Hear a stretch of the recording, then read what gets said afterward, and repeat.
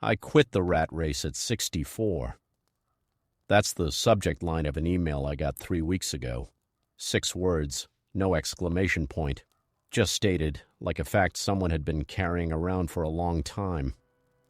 I get a lot of emails. Most of them ask the same question in different words.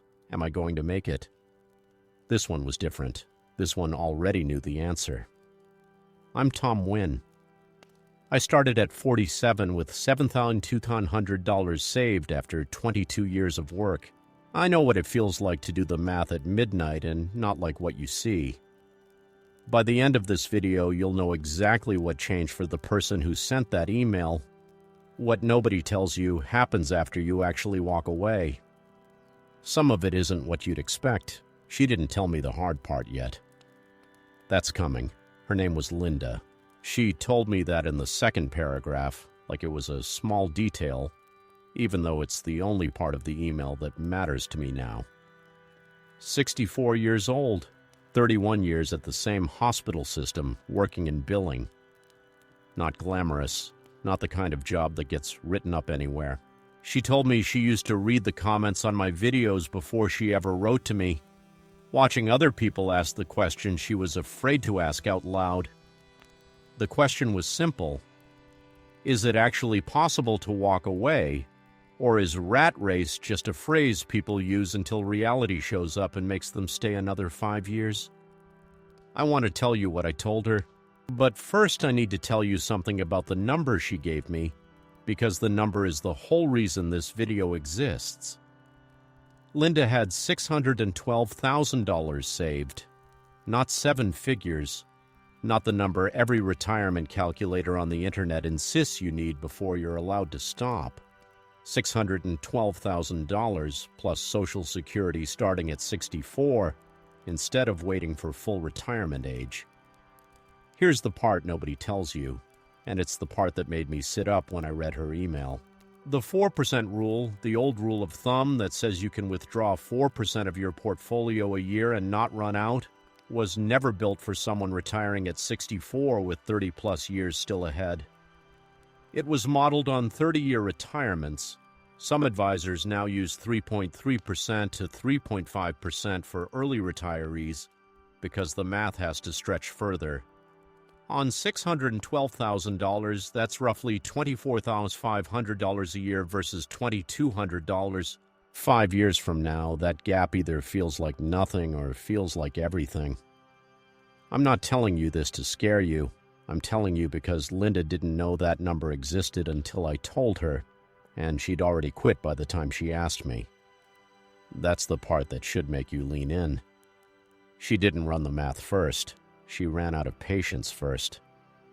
I understand that more than I'd like to admit.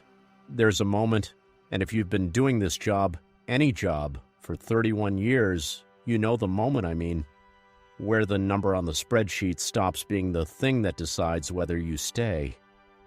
Something else decides. Exhaustion decides. A particular Tuesday decides. You wake up and you just know you're done calculating and you're going to do it anyway. I made a decision like that once too, except mine wasn't a choice. Mine was a layoff that arrived the same year as a divorce, and I opened my banking app and saw $7,200 looking back at me. Linda's version of that moment came on a Thursday in March, sitting in her car in the hospital parking lot after a meeting where someone 12 years younger than her explained a new billing software system to a room full of people who'd been doing the job since before that software existed. She told me she didn't cry. She just turned the key, drove home, and wrote her 2 weeks' notice that night. Here's what no one warns you about, and it's the thing I want you to actually sit with for a second. The math and the moment rarely arrive together. Sometimes the math says wait, sometimes the moment says now.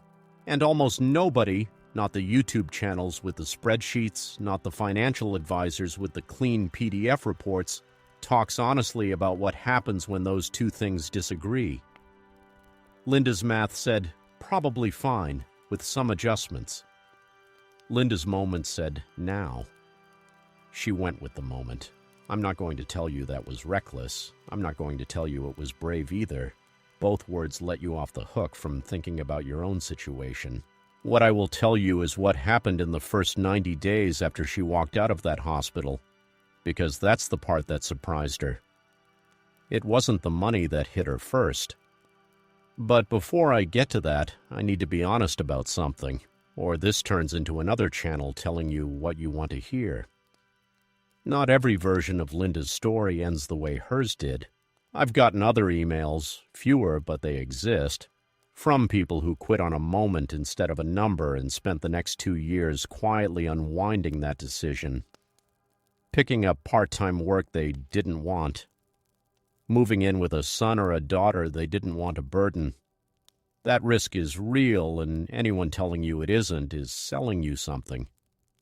So why did it work for Linda and not someone else with a similar number?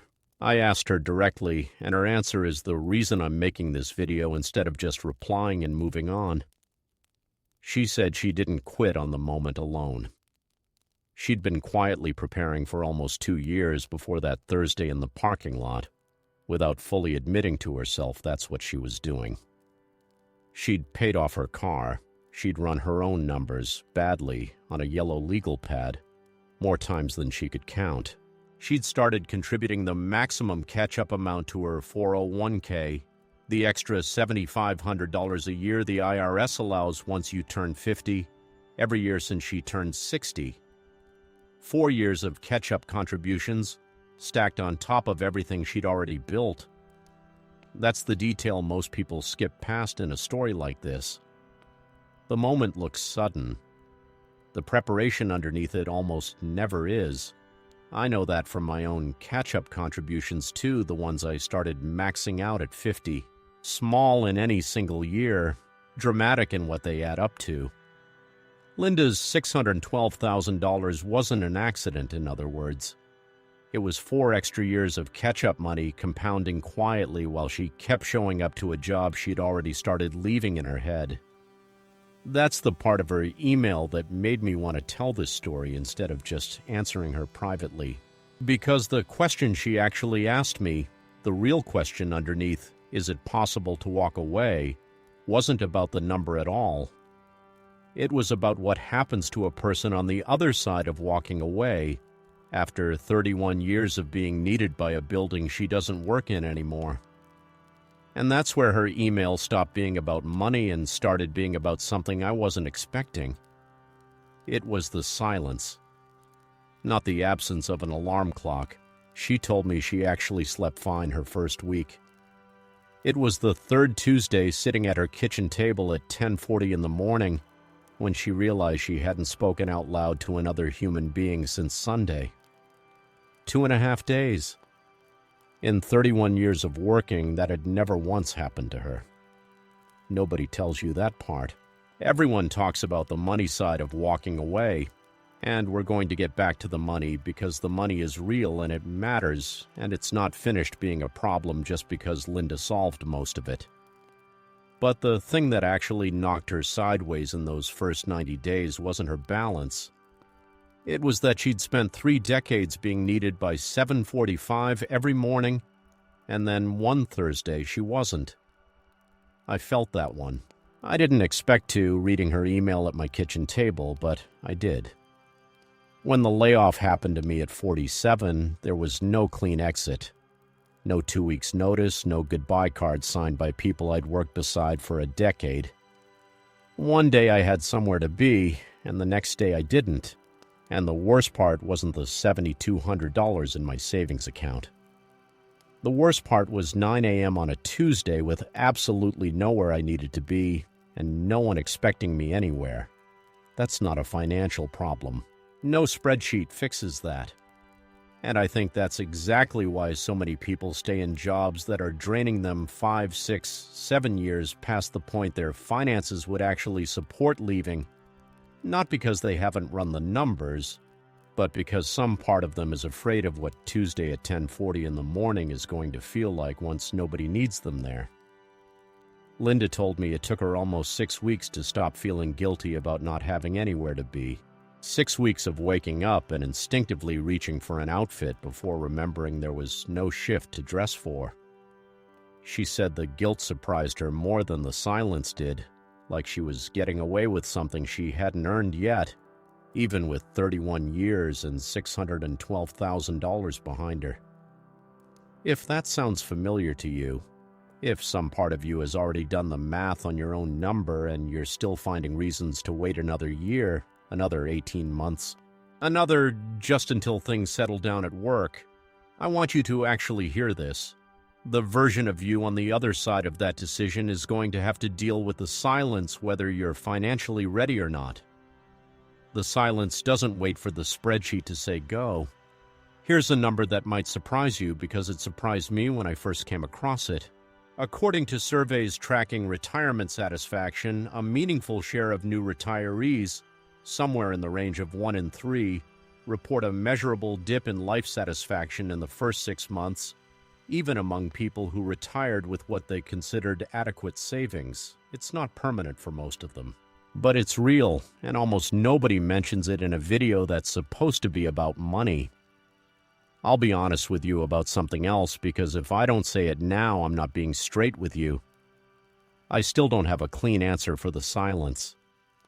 8 years into this, and some Tuesdays still feel strange to me, even with a full calendar most weeks now. I don't think that part fully goes away. I think you learn to build something into the silence instead of waiting for it to disappear. That's what Linda did, eventually. Not right away, not in week 1 or week 6, but she found something, and I'm going to tell you exactly what, because it's a part of her story that I think more people need to hear than the version that just stops at she had enough money saved. There's something else worth saying here, and it goes against what most channels in this space will tell you. A lot of retirement content treats the silence as a problem you solve once, with a hobby or a routine, and then it's handled forever. I don't think that's true. I think it's something you renegotiate. Some months the silence sits fine, other months it doesn't, and you have to go looking for a reason to get up again, even with the money sorted. Anyone who tells you retirement satisfaction is a single decision you make correctly, one time isn't being straight with you. Linda found her way through it, but she'd be the first to tell you it wasn't a single fix. It was more like a series of small experiments, most of which didn't work until one of them did. Before I get there, though, if any part of this is landing for you the way Linda's email landed for me, hit like on this video. Not for me. For the algorithm that decides whether the next person sitting at their kitchen table at 10:40 on a Tuesday, wondering the same thing Linda wondered, actually finds this. That's the only reason I'm asking. Because what came next for Linda wasn't a hobby. It wasn't volunteering, and it wasn't grandchildren, even though she has 3. It was something closer to a second decision, one she made almost by accident, 4 months in, that ended up mattering more to her than the first one did. She started answering questions for free. That's the whole decision, in plain language. 4 months into retirement, a former co-worker, someone 20 years younger, still in the billing department, texted her with a question about a coding error nobody else in the office could untangle. Linda answered it in 11 minutes from her kitchen table. Then she put her phone down and felt something she hadn't felt since the day she handed in her notice. She told me that's when it clicked. Not I miss my job. She didn't miss the job. What she missed was being the person someone texted when they were stuck. She didn't go back. She didn't take a part-time shift. She quietly let it be known through 2 former co-workers that she'd answer billing questions for an hourly rate on her own schedule from home. No commute, no meetings about meetings. No one 12 years younger explaining new software to her in a room full of people. Within 3 months, she had 4 former colleagues paying her occasionally for an hour here and there. It's not a business. She doesn't call it consulting, even though that's what it is. She told me it adds up to somewhere between $300 and $600 a month, depending on the month. Here's where the math comes back into it, and this is the part that actually matters if you're thinking about doing something similar after you file for Social Security early.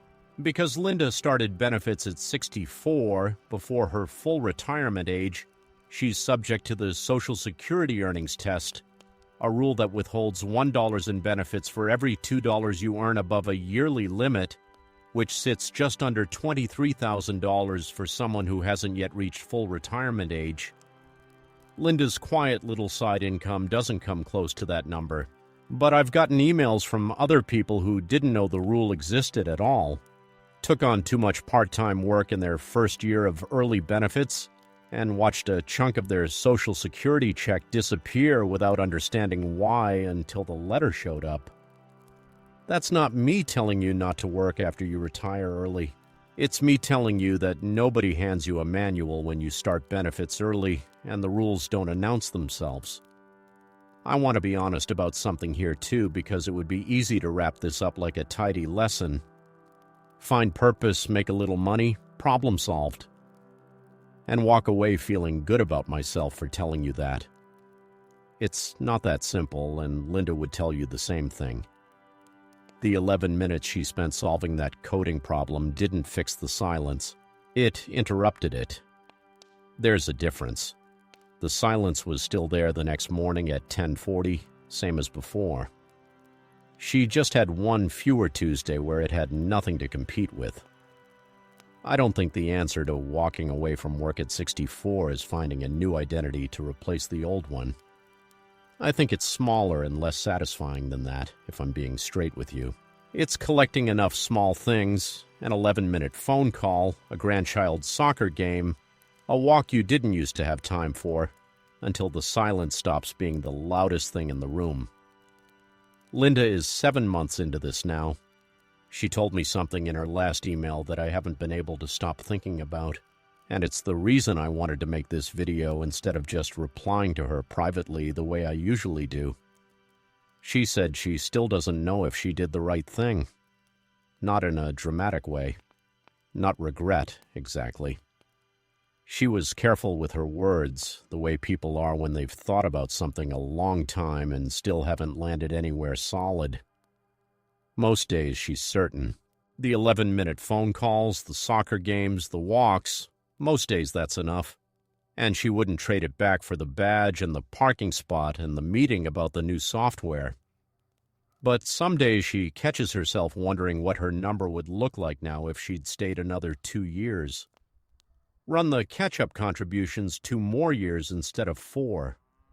Let $612,000 become something closer to $700,000 or $750,000 with 2 more years of compounding behind it. She still does the math sometimes, the same way she used to on the yellow legal pad, except now it's a different kind of math. Not, can I afford to leave? It's, what did leaving cost me that I never put a number on? I don't have a clean answer for her, and I'm not going to pretend I do for you either. That's the part most channels in this space won't say out loud, because it doesn't make for a satisfying ending. There's no version of this decision, quitting at 64 or 60 or 55, that comes free. Every version costs you something. The version where you stay costs you years you don't get back.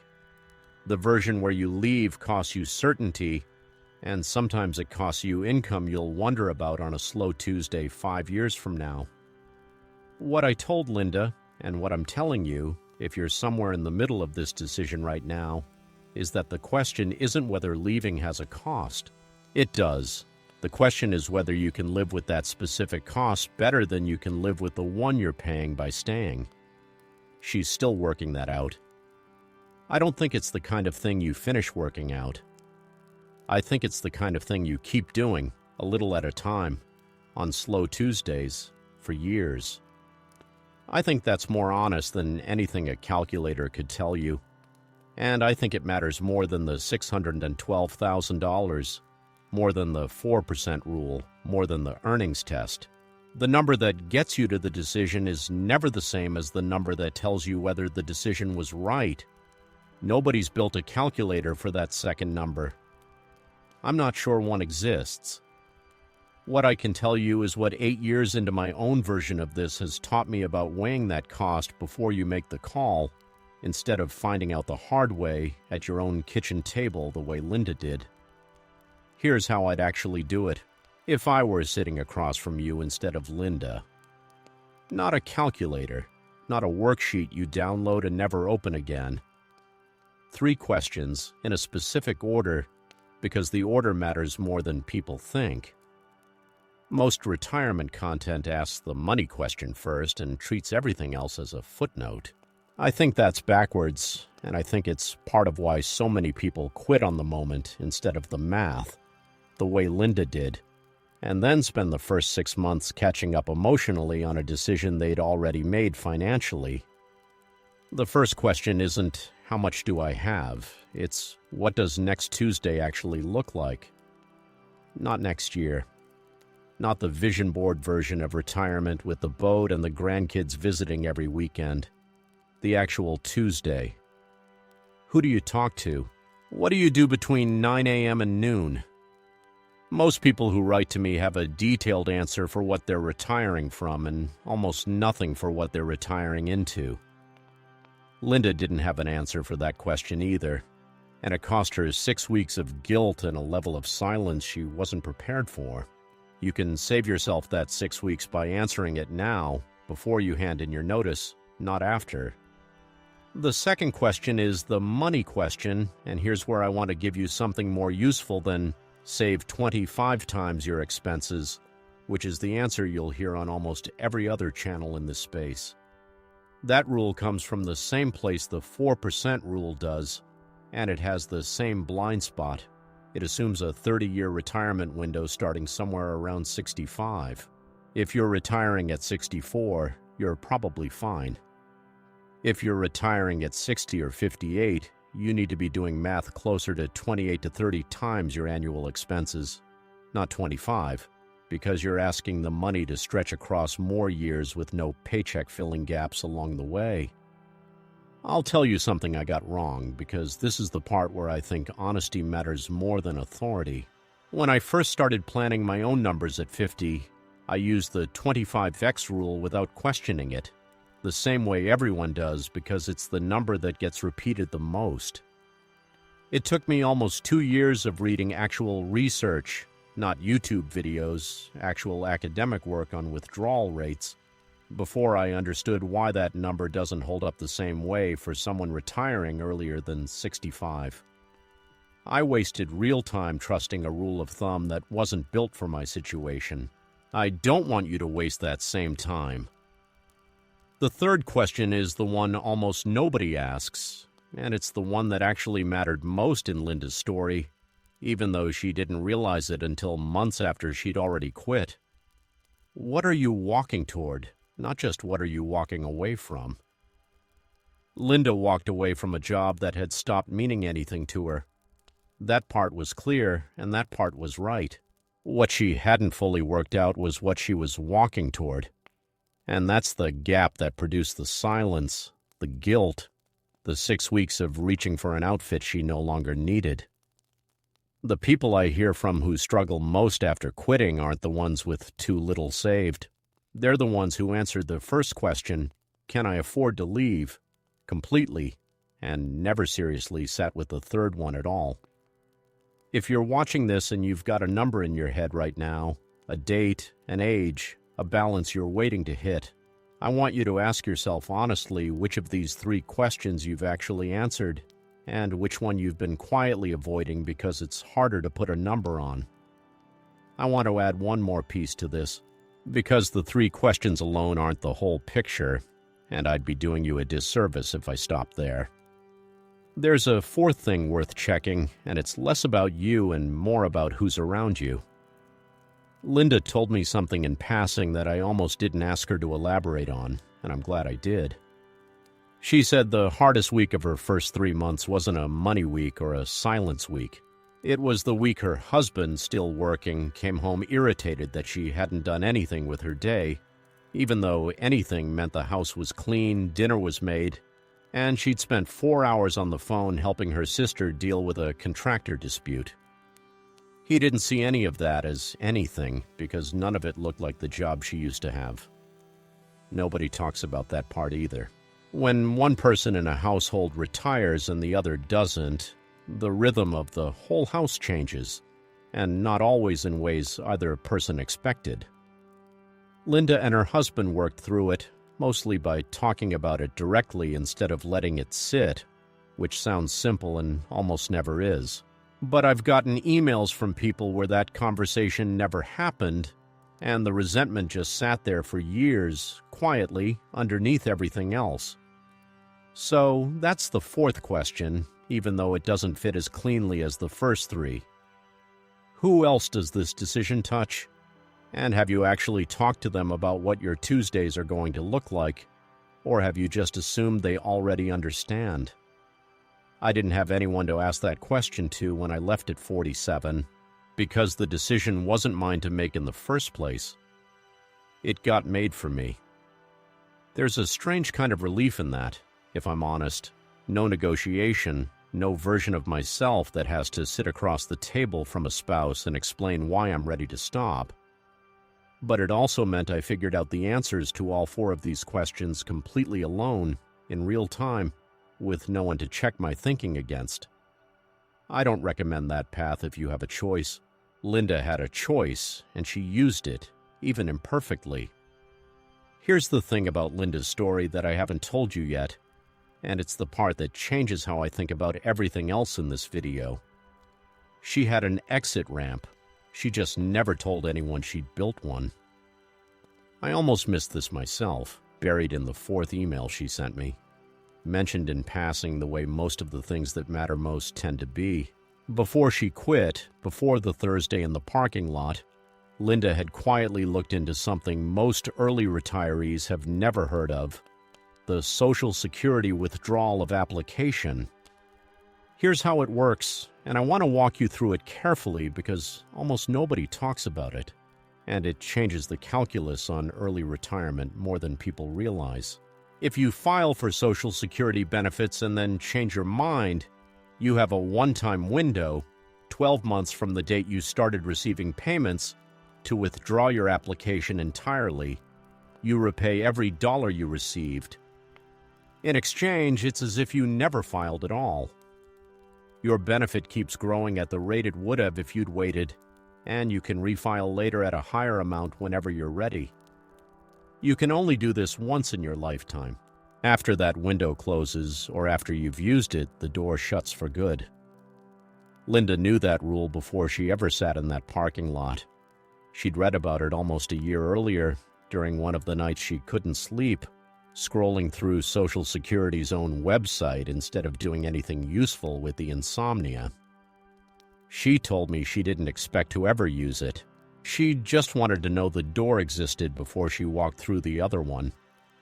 That's the part of her story I think almost nobody hears, because it doesn't fit the narrative of either side of this conversation. It's not the triumphant, "I quit and never looked back" story the algorithm rewards. And it's not the cautionary "she quit and regretted it" story either. It's something quieter than both of those. She walked away from a job she was done with, toward a Tuesday she hadn't fully figured out yet, with a door behind her she'd specifically made sure stayed unlocked for 12 months, just in case. I think that's the most honest version of bravery I've come across in 8 years of doing this. Not certainty, not some clean leap of faith. A woman who was scared enough to build herself an exit, and brave enough to walk forward anyway, knowing the exit was there and hoping she'd never need it. She's 6 months past that 12-month mark now. The window's closed. She never used it. I asked her in my last email back to her whether knowing the door was there changed anything about those first 90 days. The silence, the guilt, the 11-minute phone call that ended up mattering more than she expected. She said it changed everything. Not because she was close to using it, because she never once, on the worst of those mornings at 10:40, felt completely trapped. There's a difference between a hard decision and a decision with no way back. and almost nobody tells you that the second one is so much heavier to carry than the first. I want to be honest about a limit here, because it matters. The withdrawal option only works within that 12-month window, and it requires repaying everything you've already received in full, which most people in Linda's exact situation, 6 months into spending that money on groceries and a new water heater, simply can't do. It's not a safety net for everyone. It's a safety net for people who plan for it before they need it, the way Linda did. If you're already 18 months into early benefits and having second thoughts, this door has closed for you, and I won't pretend otherwise. That's not the version of this story you'll find on most channels covering early retirement, because it complicates the message instead of simplifying it. But I think the complicated version is the only honest one. I want to sit with that idea for a second longer because I don't think it gets said enough in this space. Most of what gets sold to people your age about early retirement comes in two flavors. There's the version that says, just do it, life's short, don't let fear hold you back, which sounds inspiring right up until someone takes that advice with no number in the bank and no plan for the silence, and ends up worse off than before. And there's the version that says, you can never have enough, keep working, keep saving, the risk is too high. Which sounds responsible right up until someone takes that advice for 10 more years than they needed to and loses time they were never getting back either way.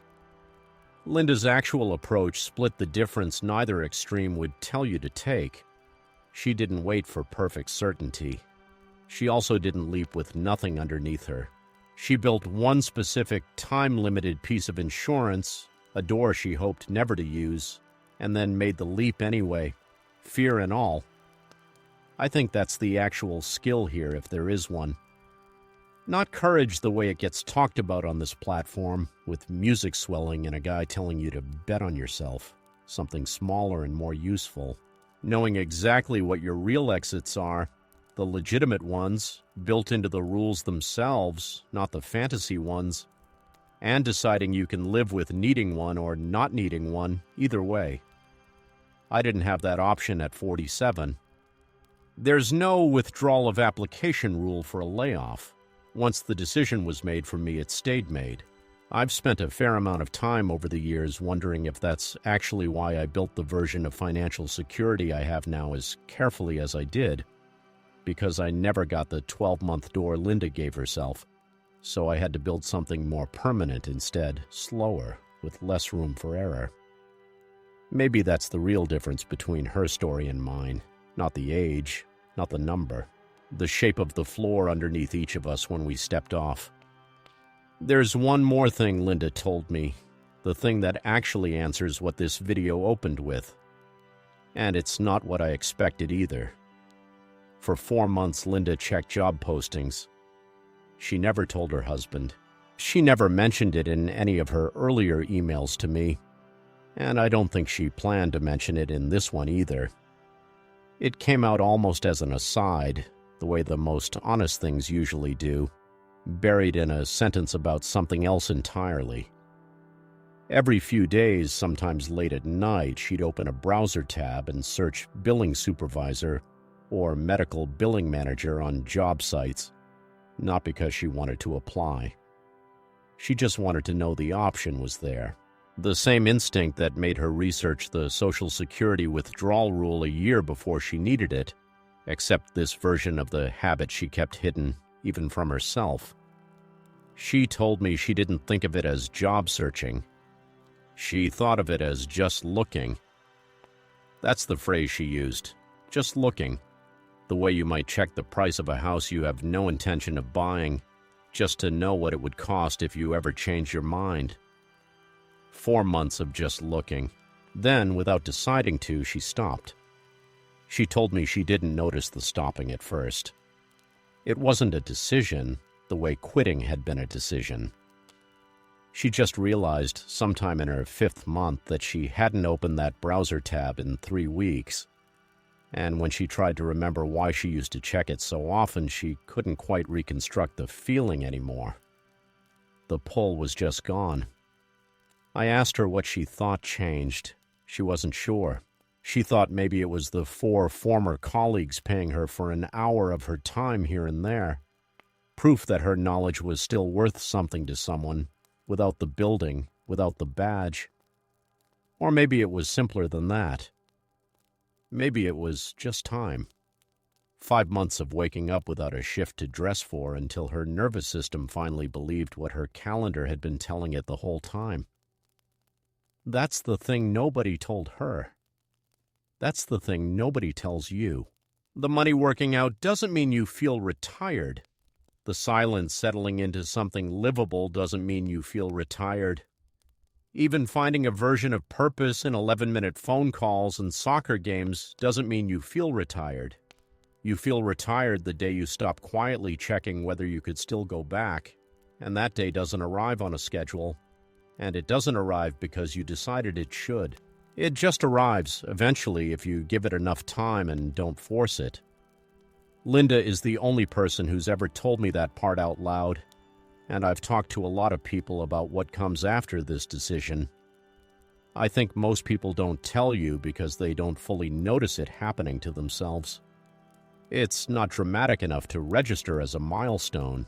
There's no party for the day you stop checking job postings you never intended to apply to.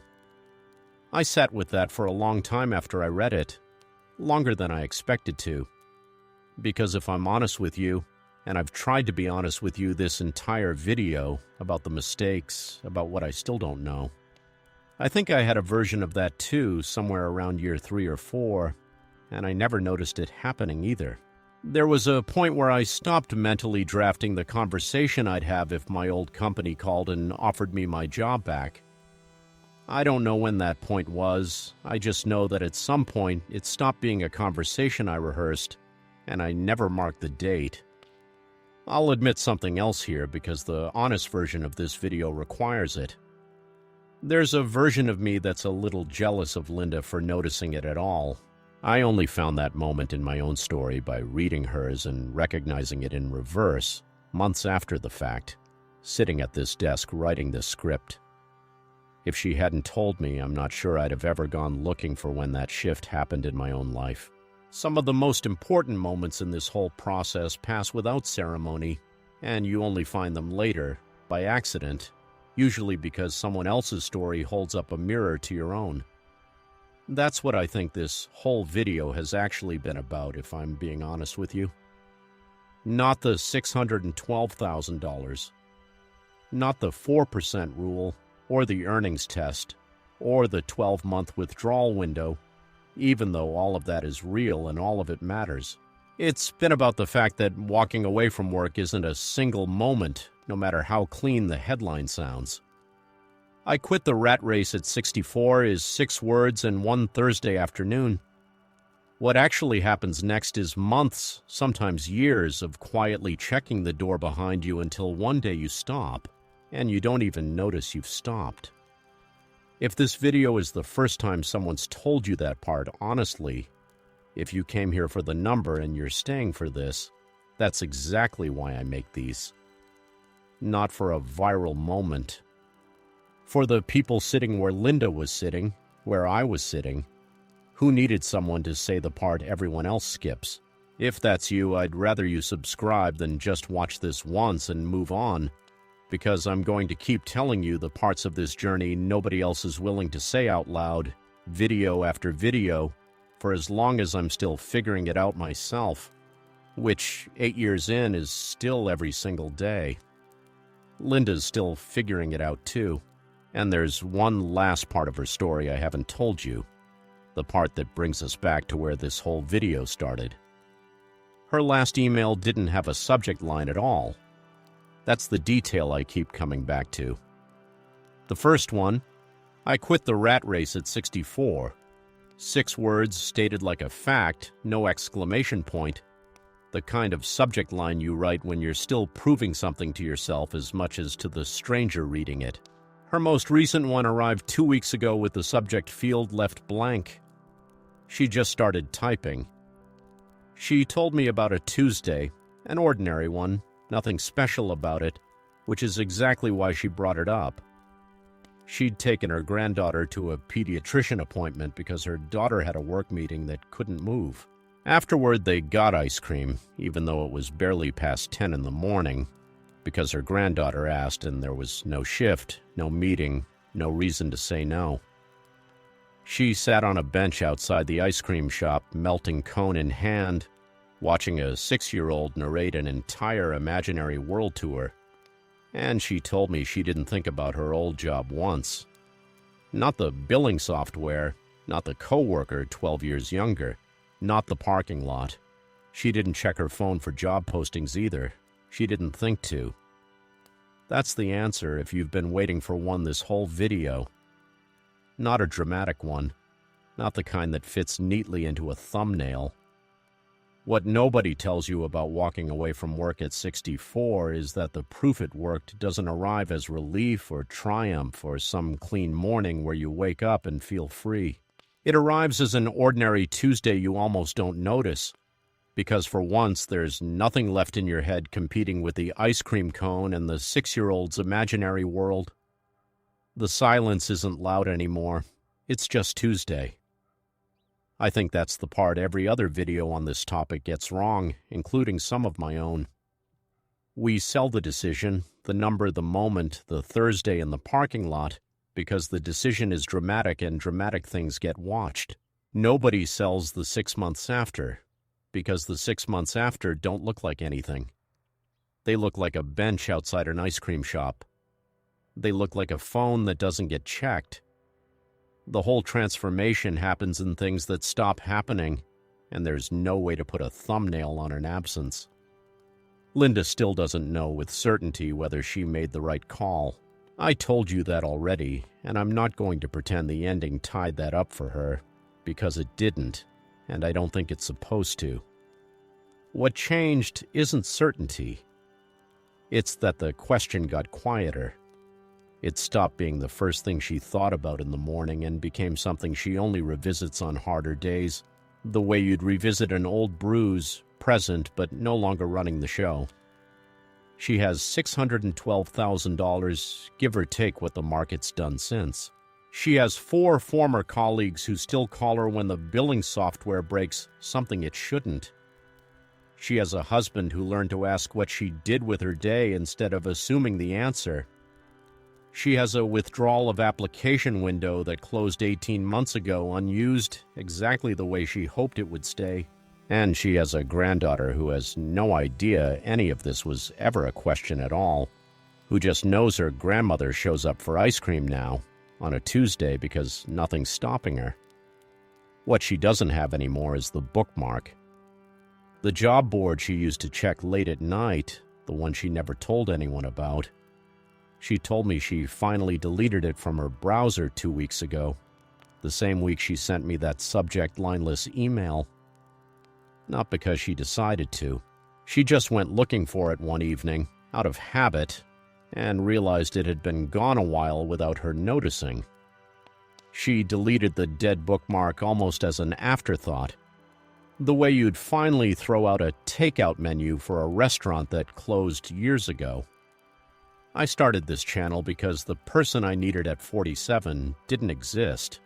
Someone who'd actually been where I was. Someone who'd made the mistakes and was still in the middle of the climb. I think Linda needed something similar at 64. Not a guru, not a calculator, just someone willing to say the part everyone else skips. I hope this was that for at least one person watching tonight, sitting where she sat doing the math on a legal pad nobody else can see. If some part of you came into this video carrying the same question Linda carried into her email, and you're leaving with a little more clarity than you walked in with, do 3 things. Subscribe so I know to keep making these instead of guessing if anyone's listening. Send this to one person you know is sitting where Linda was sitting. The one person who needs to hear this isn't as reckless or as simple as it looks from the outside. And tell me in the comments what you're still stuck on. The question you haven't found a straight answer to yet, because that's usually where the next video starts. I'm Tom Wynn. I was you 8 years ago. I'm still figuring most of this out as I go, same as Linda, same as you. Talk soon.